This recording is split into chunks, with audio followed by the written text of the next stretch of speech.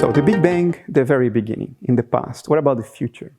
What about our death, the most certain event in life, which is coming for all of us? What does analytic idealism tell us about death? Particularly the first-person perspective of death. What do we experience as we die? Now, there's good and bad news. I'll start with the bad news. One of the main social psychological reasons why materialism has taken such a fundamental hold in our culture since the late 19th century, it's because it did away with the greatest fear of humankind throughout almost the entirety of our history, which was the fear of what we will experience after we die. In Christian language, are we going to go to hell? This singular fear, the biggest fear in human history, has been used by governments and power structures worldwide to control civilizations, to control societies. It's the single most dominant fear in the history of humankind. And materialism did away with it, because you will not experience anything after you die. There is no hell, there's no heaven either, but there is no hell. There is no reason to be anxious about that great, scary unknown, because there will be no subject there. Someone said once, where death is, I am not. Where I am, death is not. And that's a materialist axiom, or a materialist theorem, if you will. Unfortunately, under analytic idealism, your core subjectivity remains as you go through the process of death and even after, because your core subjectivity is the core subjectivity of nature. It's what exists. Where is it going to go? Life and death happen to it, within it. Life and death are events in core subjectivity, not the beginning and end of core subjectivity. So the core subjectivity in you, that thing that remains when you are in an ideal sensory deprivation chamber, completely amnesic, that thing that remains through the reassociation process that we call death. So there will be someone there will be something there to experience. And the greatest fear of humankind is back. That's the bad news. Now the good news. The good news is we go through a reassociative process every single day. When we are asleep and dreaming, we are dissociated internally. We identify with our dream avatar, not with the cars and buildings and streets and trees and other people in our dream. We think those things are other than us, because we are the dream avatar. When we wake up from a dream, we realize that actually it was us doing the whole thing. We were doing everything. Not only the dream avatar, we were the whole thing. And the moment we wake up, our dream avatar dies. He's toast, he's dead, he's gone.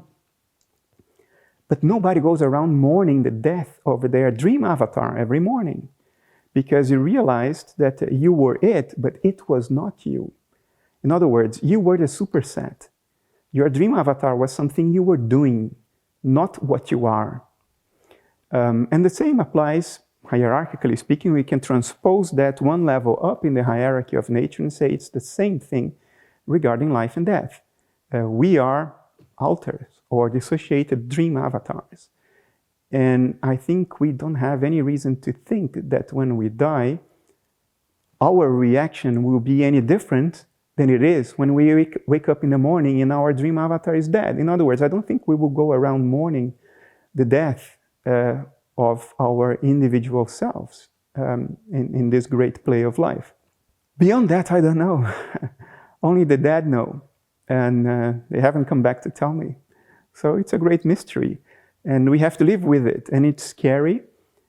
But there is one thing that we got back together with the great fear. And that is meaning. Because although materialism got rid of the greatest fear of humankind, it also got rid of the meaning of life. Because if subjectivity is an epiphenomenon of material arrangements, and eventually all of your thoughts, all of your emotions, all of your insights, all of your wisdom that you've accumulated at great cost, with great suffering through life, eventually they will all be gone and they will mean exactly nothing. That's materialism. So we get rid of the fear of death, but we get rid of meaning. Under analytic idealism, on the other hand, the contents of your dissociative process, all the insights, all the maturity you've acquired at the cost of unspeakable suffering through life, because suffering is an intrinsic element of life. All of those gains are not lost, they are released in a broader cognitive context. They are made available to the mind of nature, to mind at large. And ultimately, all of your suffering is not for nothing. There is a meaning to that. There is something, not something, there is, all of it remains present in the fabric of nature. And not only that, it remains much more broadly accessible in the fabric of nature. You can see this metaphorically as remembering your dreams when you wake up. You are no longer your dream avatar, but the mental contents of your dream avatar survive in you. You remember the dream. You remember thinking that you were your dream avatar. And dreams are incredibly informative. You can learn so much about yourself. You can get so much insight about who you really are, what you really fear, what your hopes and dreams are, what your anxieties are, what your traumas are, how to reintegrate them. You can learn all that from your dreams, even or particularly after you wake up. As a matter of fact, you can't do that during the dream. But after you wake up, you can reintegrate the memories of a lifetime of dreams and be a more mature, a wiser, better, more integrated, more individuated person. Could that be happening at the level of the universe? I would submit to you that this is a very reasonable, coherent hypothesis. And it flows very naturally from the premises of analytic idealism. So fear is back, but meaning is also back. That's the good news. So what is the meaning of life, ultimately? It's experience, and it's what you learn from experience. Because we are metacognitive, we are able to ask the deeper questions. A non-metacognitive animal just glides through life, always in the moment, always reacting to the environment, but not asking the big questions like, what is going on? Which is the ultimate, the deepest question is, what is going on? Which sounds so banal, but is so incredibly deep, so profound. Or what is the self? What am I? What am I doing here? What is this for? What is the meaning of this dance? What a strange condition life is to maintain an organism outside of thermodynamic equilibrium for a few decades. It's incredibly weird. What is this? What's going on? Is there a reason? Is there a telos, a goal to all of this? And what's the relationship between me and the rest of nature? These are the big questions, and we ask the big questions as metacognitive individuals. And this metacognition, we have every reason to believe, exists only in life. Only through life does the universe metacognize, because metacognition is something that arose from the evolution of life in a planetary ecosystem. It's a higher level mental function that was engineered by the evolution of life. Without it, no metacognition. Without life, no metacognition. So this puts us in a unique position in the dance of existence. Only through our eyes can the mind of nature take account of itself in an explicit manner and ask the larger, the bigger questions. And get the answers when we are no longer dissociated. It may sound cruel to say what I'm about to say, so I have to be very careful.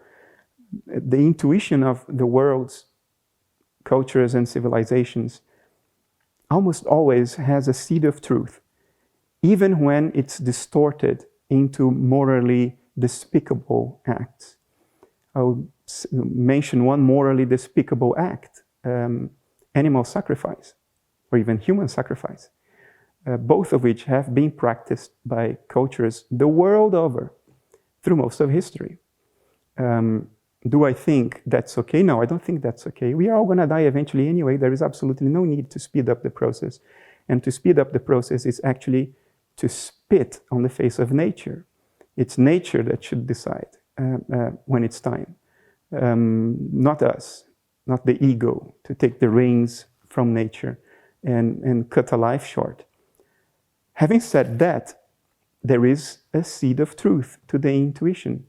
Death is the end of the dissociation. So when you die, whatever insights you've accumulated about the bigger questions are released into a broader cognitive context, into the very fabric of nature. So there is a sense in which sacrifice is an offering to the divinity, which is no endorsement of sacrifice. But I'm just trying to highlight that people's intuitions don't come out of nothing. They are not gratuitous. They are not arbitrary. Usually there is a foundation, a core of truth in that intuition. Another example of the same intuition is how we depict the figure of the reaper of death, which is usually a black-clothed creature with a hood, carrying, guess what? A harvesting instrument. A harvesting instrument. You plant the seed of life and you harvest it. And what is harvest? Harvest is when you bank the gains and you use it for the benefit of the tribe. There are cores of truth to all this. These things don't pop out arbitrarily for no reason in the world's cultures. And they do hint at the meaning of life. They do hint at why we are here. And the moral responsibility we carry as far as we know, the only truly metacognizant eyes of nature. It is a tremendous responsibility to carry, particularly given the uniqueness of our position. We haven't found anything like us on this planet, and not anything even remotely akin to life in other planets yet. There may be more life in the universe, there probably is, but it's definitely not abundant. Otherwise, we wouldn't have the Fermi paradox staring us in the face. And this is sobering, morally and otherwise. I do personally fear death, yes. When I was a young adult working at CERN in Switzerland, I didn't. Not only because it was very remote for me back then, but because I always had this adage in my mind, where I am, death is not, where death is, I am not. So there's nothing to fear, literally. But as my understanding of the world and reality evolved, and I'm today as convinced as a human being can reasonably be that my core subjectivity will survive and witness death, I am afraid of death. The best models of death we have today are high-dose psychedelic trips, and they are the best because when done in the correct settings with correct supervision, they are absolutely safe, and they emulate death so well, experientially and physiologically. Psychedelics only reduce brain activity, they don't increase brain activity anywhere. A high-dose psychedelic trip, in that sense, is pretty much like a significant reduction in brain metabolism. In other words, it's the process of dying. And from an experiential perspective, anybody who has had a high-dose psychedelic trip entailing ego dissolution knows that it can be very difficult. Ego death is something that you witness it happening to you. And you experience it. You experience your ego just being torn apart. And it's a frightful experience. After that, it's no longer frightful. I cannot speak of what comes after that. But the experience is disconcerting, is very frightful, even when you know, as we do during a psychedelic trance, that it is temporary and reversible, and will be reversed. Even then, it's very frightful. But when you're undergoing that, also knowing that it's not reversible, it's probably more frightful. So yes, I'm afraid of death, but it's a price I pay with a smile in my face, because what I get with it is my life is meaningful, intrinsically meaningful. It doesn't matter what happens, it's intrinsically meaningful. I no longer struggle with the meaning of existence. I no longer struggle with the fact that I suffer. I do suffer, but I'm not saying, oh, all this suffering is for nothing. Why am I going through this? No, that's gone. I no longer have meta-suffering. I suffer like everybody a lot, but no meta-suffering, no self-imposed suffering associated with questions of meaning and sense. All of that, all of those doubts, it's gone for me. I live in a world that is rich and envelops me in the warm hug of meaning and sense. And I rather live like this with the fear of death than live an unexamined life of platitudes without fear of death.